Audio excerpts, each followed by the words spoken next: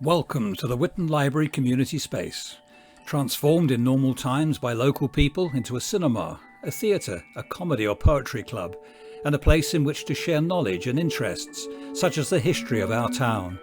So until things get back to normal, why not join us for a taste of things to come?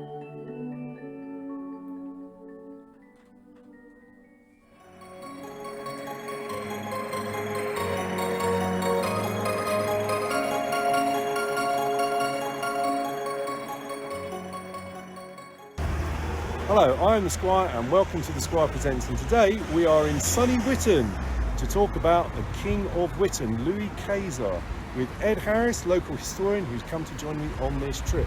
So Ed, what can you tell us about Louis and why he came to Whitton? Alright, I'll try and keep it brief because he's a complicated character. There's Louis, or was Louis, who died in 1860 something. He was, Whitton at that time, the middle of the 19th century, was a really poor place. It's now Richmond-upon-Thames's most affordable borough, but it's always been that way. When he came here, he decided to sort of knock this town into shape, build houses, give education to kids, transport people to Australia that he didn't think were fit for this place. So it's quite a character. He rides into town, and the important thing about this man is that he was Jewish.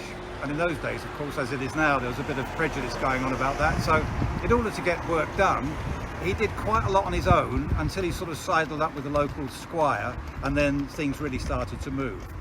He's said to have been spoken with a kind of an accent, a German accent from where his family hailed, but subsequent research has shown he was born in Cambridgeshire, so he was second generation, which meant that he could actually buy and sell property in this country, which he did with a vengeance. And just as that bus has gone by there, he turned up on literally a horse and cart in this town, decided where he's going to build his house, and took on all the rogues and vagabonds and began to build Whitton into the town that it never became. But he left a legacy, and that legacy has given him the name, Louis Kyezor, the King of Whitton. So here we are in the grounds of the Church of St Philip and St James's, and as you mentioned earlier, Ed, Kyezor was Jewish, but he is responsible for the building of this church. Yeah, I mean, this piece of ground that we're sitting on, where the church is built, was the most notorious field in the whole of the parish of Twickenham, in Whitton, where these vagabonds and tipplers and drunkards would come here and spend the night. And this is where it's decided to get the heathens on side, get some Christianity down them, and to build a church. Now, tipplers is a word you don't hear very often these days. Doesn't it mean someone who drinks far too much? It may well mean that. Yeah. So this was once a field, and behind us were some of the houses that Kyezor built when he first came into Whitton, including his own. Yeah, now when he came here, the houses next to the one that he built himself may well have been already there, but he certainly became responsible for the condition that they're in today, which was a damn sight better than when he came along and found them. They were literally just inhabited by the worst of the worst. And so give the man his due, the courage he must have had to arrive in town and build this very grand house next to the worst people. They used to come and steal the bricks, they would vandalise the place when he wasn't there. There were a couple of constables around that helped, but it just gives a kind of a hint as to the character of the man.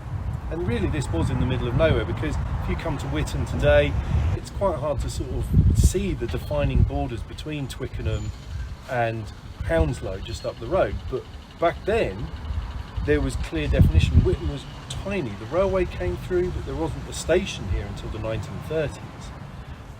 Just to show how unimportant Whitton was seen to be. The high street wasn't even there that you would see today, and Hounslow Station, correct me if I'm wrong, was actually called Hounslow and Whitton Station because it was the nearest one, essentially. So really there was nothing here, but he decided to build something.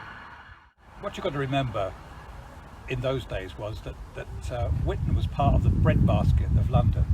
We look at Kent as being the Garden of England and the breadbasket of London, but Middlesex, southwest Middlesex, like this was all fruit, vegetable, arable. So you had hamlets like Whitton, which were set on crossroads, literally. So you'd have your pubs on the crossroads, your blacksmiths for all the carriages and coaches and all the vehicles required to take the fruit up to town in places like this. So it was really just an adjunct to Twickenham, which was the kind of urban centre, and so it's very late in developing. when it started to develop in the early 20th century, speculators took off, and there's some buildings around here which you can look at and you can trace its progress, but it never ever took off. It wasn't until the 30s and the great slump of the Depression, when the whole of the surrounds of London began to be built. Extraordinary when you think there was no money, there was a depression, and yet much of what we see as Middlesex and Rickmansworth and all these places along the Piccadilly line were all built then. And you can really see from the houses, a lot of semi-detached, you know, 3 up, 2 down, galley kitchen. There's a definite look, especially in this area. Yeah, well, you can say it's probably the best preserved deco area that there is, especially with the High Street, which is probably the best. But yeah, through each era, Edwardian, the Victorian, and the 30s post-war, and interwar as well, with some of the local authority buildings that just filled in all the gaps where the speculators couldn't make money. So we mentioned before that the buildings next to the church, he might not have built them, but he was definitely in charge of maintaining, looking after, and he did build his own almost like grand house there, which unfortunately is no longer there. He also built a series of buildings on what was the main road at the time, and today if you go there, Regan's Chip Shop, a local landmark, is there, and that's on one corner, and if you go round, the next 4 or 5 houses were all built by him, and Kyezor Terrace, I believe, is written in stone on one of the porches on this. The evidence is here to say that about how much influence he had on that early form of Whitton. So how did a man who did so much for the area end up being murdered in Whitton? So where we are now is the car park to the Prince Albert pub. Back in Kyezor's time though, this would have had a house on it. It did become known as 64 Hounslow Road, and this was owned by Kyezor, and this is also where his murderer lived. Indeed it was, Hayden Green. His name was associated with the Cato Street conspiracy. A fantastic story, but one for another day, I feel.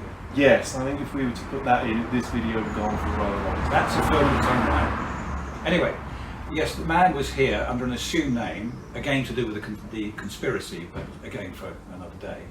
And his cottage was, as I'm looking here from this angle, exactly there. So, Green was renting this property of Kyezor, and there were altercations between the two men.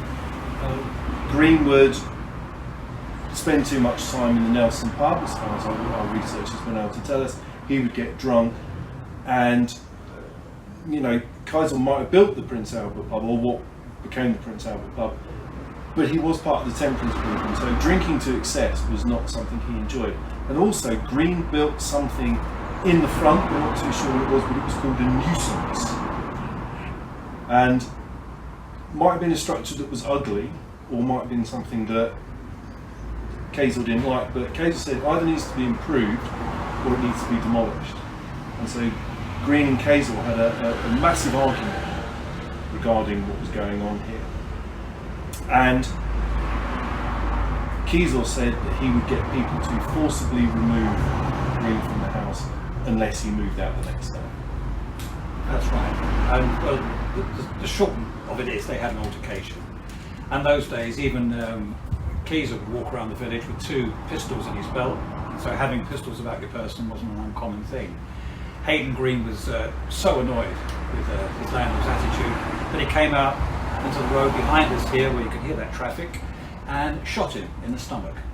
And he was so shocked himself at what he did that he ran back through the house, straight through here where the latrines were at the back, and killed himself.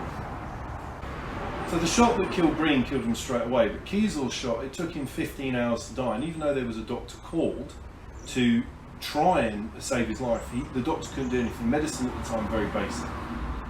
And there was an inquiry held into his death because Kyezor was felt as such a part of the establishment here, he was so well regarded, and that was held in the Nelson pub, which is just that way down the road.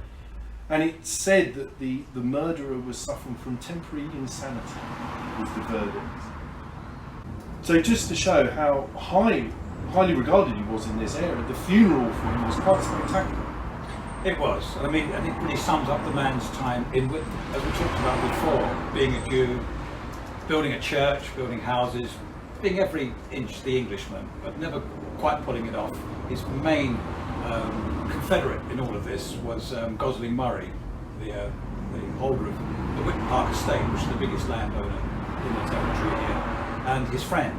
And he was the man that actually got these things done, got them through committees, and goodness knows what. But such esteem was Kyezor held by him and his peers. But being a Jew, he wasn't buried locally in Whitton Cemetery, as was Gosling Murray later. The funeral procession made its way down to the Whitton and Hounslow railway station, put on a train and taken to the east end of London to the Bancroft Road Jewish cemetery, where he was interred. Unfortunately, we don't know where his remains are, because the synagogue there was destroyed during World War II along with the paperwork, and even though the graveyard's still there, his stone is long gone. We have no idea, but he is in that plot somewhere, and the graveyard is still there. Yes. So here we are back on the Hounslow Road with the Prince Albert pub behind us. In the middle of the road here, where the white line is pretty much the area in which Louis Kyezor was killed. And here ends the story of Louis Kyezor, the King of Whitton.